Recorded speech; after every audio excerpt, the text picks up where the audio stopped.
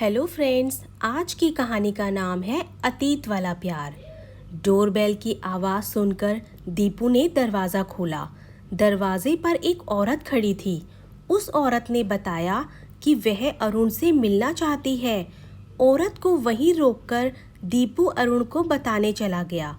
साहब, दरवाजे पर एक औरत खड़ी है जो आपसे मिलना चाहती है। दीपू ने अरुण से कहा, कौन है? अरुण ने पूछा, मैं नहीं जानता साहब, लेकिन देखने में भली लगती है। बुला लो उसे, देखिए किस काम से आई है। दीपू उस औरत को अंदर बुला लाया। अरुण उसे देखते ही हैरत में बोला, अरे संगीता, तुम हो? कहो कैसे आना हुआ? आओ बैठो। संगीता सोफे पर बैठते हुए बोली, बहुत मुश्किल से तुम्हें ढूंढ पाई हूँ।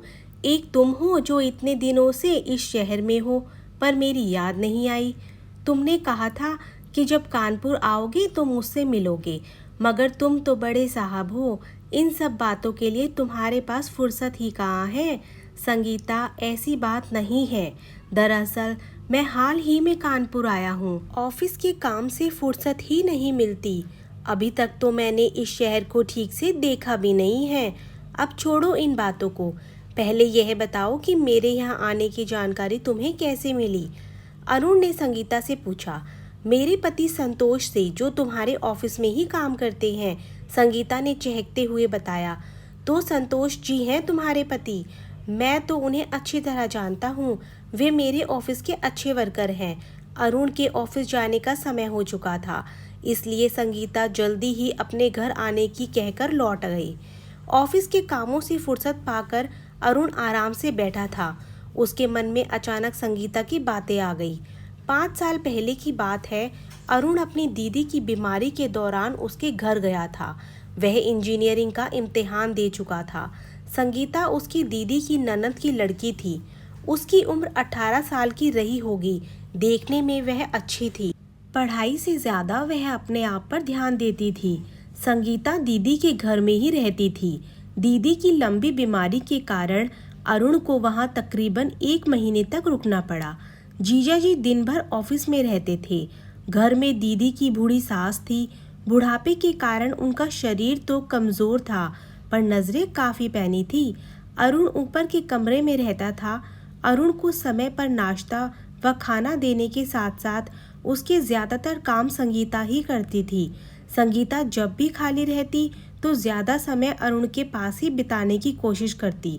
संगीता की बातों में कीमती गहने, साड़ियाँ, अच्छा घर व आधुनिक सामानों को पाने की ख्वाहिश रहती थी। उसके साथ बैठकर बातें करना अरुण को अच्छा लगता था। संगीता भी अरुण के करीब आती जा रही थी।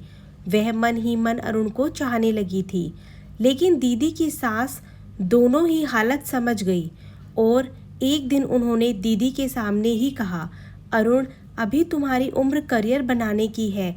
भावनाओं में बहकर अपनी ज़िंदगी से खेलना तुम्हारे लिए अच्छा नहीं है। दीदी की सास की बातें सुन अरुण को एहसास हुआ। वह कुछ दिनों बाद ही दीदी के घर से वापस आ गया। तब तक दीदी भी ठीक हो चुकी थी। 1 साल बाद अरुण गजेटेड अफसर बन गया। इस बीच संगीता की शादी तय हो गई थी। जीजा जी शादी का बुलावा देने घर आए थे। लौटते समय वे शादी के कामों में हाथ बटाने के लिए अरुण को साथ लेते गए। दीदी के घर में शादी की चहल पहल थी। एक शाम अरुण घर के पास बाग में यूं ही टहल रहा था। तभी अचानक संगीता आई और बोली, अरुण, समय मिल जाए तो कभी याद कर लेना। संगीता की शादी हो गई। वह ससुराल चली गई। अरुण ने भी शादी कर ली।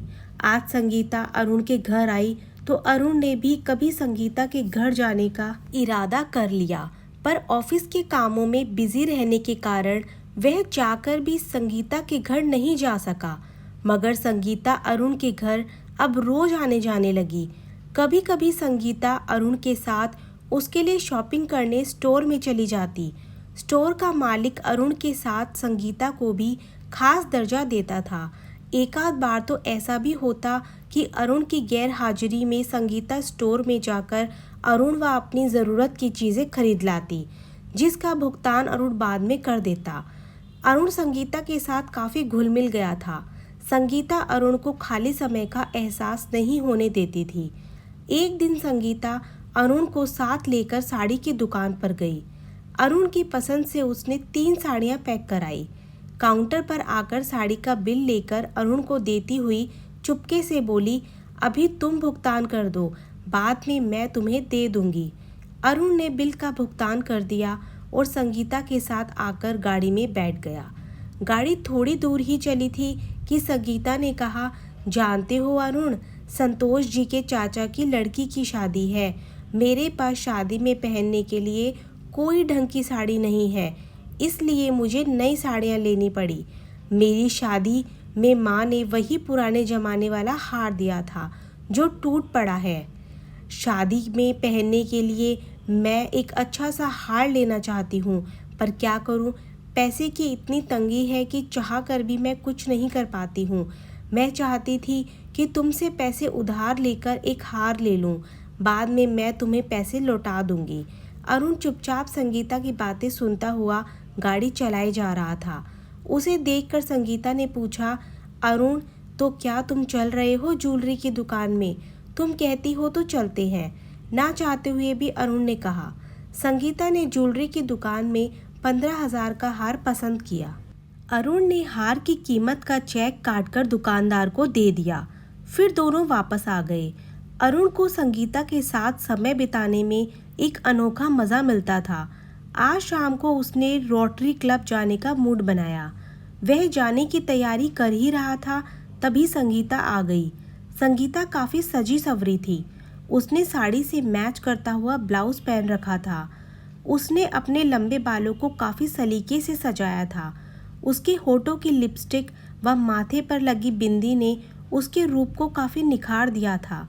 देखने से लगता था कि संगीता ने सजने में काफ़ी समय लगाया था। उसके आते ही परफ्यूम की खुशबू ने अरुण को मदहोश कर दिया। वह कुछ पलों तक ठगा सा उसे देखता रहा। तभी संगीता ने अरुण को फिल्म के 2 टिकट देते हुए कहा, अरुण, तुम्हें आज मेरे साथ फिल्म देखने चलना होगा। इसमें कोई बहाना नहीं चलेगा। अरुण संगीता की बात को टाल ना सका और वह संगीता के साथ फिल्म देखने चला गया। फिल्म देखते हुए बीच बीच में संगीता अरुण से सट जाती, जिससे उसके उभरे अंग अरुण को छूने लगते। फिल्म खत्म होने के बाद संगीता ने होटल में चलकर खाना खाने की इच्छा जाहिर की। अरुण मान गया। खाना खाकर होटल से निकलते समय रात के 1:30 बज रहे थे।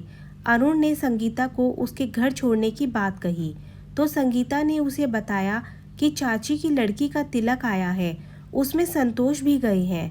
वह घर में अकेली ही रहेगी। रात काफ़ी हो चुकी है, इतनी रात को गाड़ी से घर जाना ठीक नहीं है। आज रात वह उसके घर पर ही रहेगी। अरुण संगीता को साथ लिए अपने घर आ गया। वह उसके लिए अपना बेडरूम खाली कर खुद ड्राइंग रूम में सोने चला गया। वह काफ़ी थका हुआ था, इसलिए दीवान पर लुढ़कते ही उसे गहरी नींद आ गई। रात गहरी हो चुकी थी। अचानक अरुण को अपने ऊपर बोझ का एहसास हुआ। उसकी नाक में परफ्यूम की खुशबू भर गई। वह हड़बड़ा कर उठ बैठा। उसने देखा कि संगीता उसके ऊपर झुकी हुई थी। उसने संगीता को हटाया तो वह उसके बगल में बैठ गई। अरुण ने देखा कि संगीता की आंखों में अजीब सी प्यास थी। मामला समझकर अरुण दीवान से उठकर खड़ा हो गया। बेचैनी की हालत में संगीता अपनी दोनों बाहें फैलाकर बोली, सालों बाद मैंने यह मौका पाया है अरुण, मुझे निराश ना करो। लेकिन अरुण ने संगीता को लड़ताड़ते हुए कहा, लानत है तुम पर संगीता, औरत तो हमेशा पति के प्रति वफादार रहती है और तुम हो जो संतोष को धोखा देने पर तुली हुई हो। तुमने कैसे समझ लिया कि मेरा चरित्र तिनके का बना है जो हवा के झोंके से उड़ जाएगा? तुम्हें पता होना चाहिए कि मेरा शरीर मेरी बीवी की अमानत है, इस पर केवल उसी का हक बनता है। मैं इसे तुम्हें देकर उसके साथ धोखा नहीं करूँगा संगीता। होश में आओ। सुनो, औरत जब एक बार गिरती है तो उसकी बर्बादी तय हो जाती है। अपनी बात कहते हुए अरुण ने संगीता को अपने कमरे से बाहर करके दरवाज़ा बंद कर लिया। सुबह देर से उठने के बाद अरुण को पता चला कि संगीता तो तड़के ही वहाँ से चली गई थी।